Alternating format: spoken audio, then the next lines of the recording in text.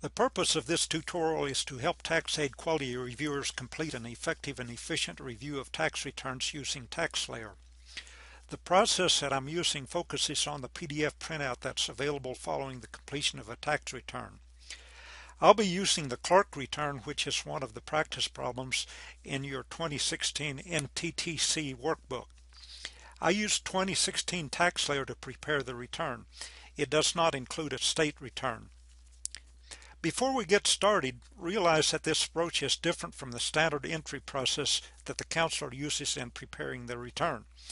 The approach requires you to print the final return to your computer screen where you will be viewing the tax return along with worksheets and other tax documents. You will not be able to edit this view. If errors are found, you will have to go back to the standard entry process to make changes. In order to save time, I recommend that you keep track of minor errors by noting the errors on the intake sheet, completing the review, then going back to the standard view to correct the minor errors. If errors are more serious, such as missing tax forms or significant errors in applying tax law, you should go back to the standard view to make correction.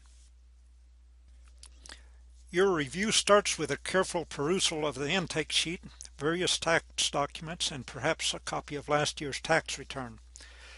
The clerks have provided 2 W-2s, an interest statement, a dividend statement, and a 1099-G unemployment compensation form along with their intake sheet. Ensure the intake sheet is complete and all tax forms have been recorded on the form. Ask probing questions that might reveal missing information that could impact the accuracy of the return. Verify the clerk's identification using their driver's licenses and confirm their proof of Social Security. You can now open the clerk's return. As you see, the return opens in what I call the 1040 view. You want to have a screen view of the return. To accomplish this, click on the blue preview button located at the top right of the 1040 view. A white selection box labeled Print Your 2016 Tax Return appears. Click this box. After several seconds, a PDF document will appear. Do not print this document. It's an electronic copy of the completed return that you'll be reviewing. Start by scrolling down the printout of the summary information, which starts on page 3. Verify the taxpayer and dependent Social Security numbers and verify taxpayer identity using photo identification, which the clerks have provided. You will also want to verify basic information such as name, birth dates, telephone number, and address to ensure proper spelling and proper transposition of the numbers.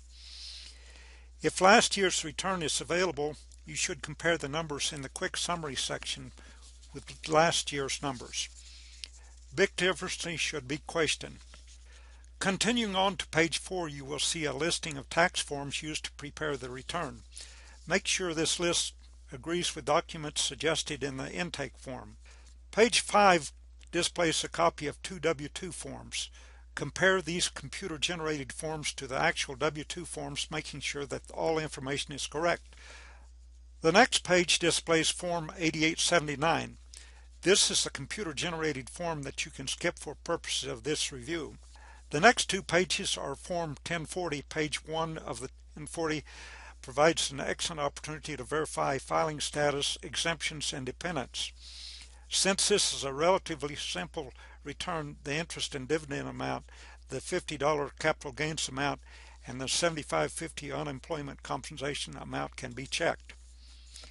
Page 2 of the 1040 shows a shared responsibility payment which has been imposed on the clerks.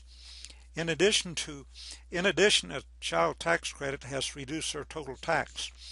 While we're here, let's verify the bank account numbers. You should also verify the total withholding amount by adding up all the withholding amounts for federal. Since the clerks did not itemize, I'll skip over Schedule A to Schedule B. As you know, 1099 INT and 1099 div amounts are shown on this form. Recall that we've already checked these amounts on page 1 of 1040.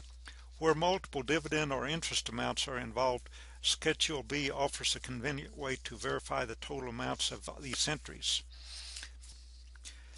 The next 5 pages calculate the child tax credit. The important inputs for this calculation are the dependency calculation, 2 dependents in this case, and the AGI calculation. We've already verified these calculations, so we can go on to the 3 pages which deal with qualified dividends and capital gains. Since we've already observed that the $50 capital gain was reported on line 13 of Form 1040, we can skip these pages. The next several pages of the return show a relatively complex calculation related to Clark's shared responsibility payment. When you encounter this situation, you will want to question the taxpayer to ensure that a payment will be required. In this case, one taxpayer does not have health care coverage and the Clarks are not eligible for exemptions. You should also check worksheets A and B to ensure data on the forms correctly reflect the taxpayer's situation. This completes reviewing the PDF printout. At this point, you should go back and correct any errors that you have uncovered during the review.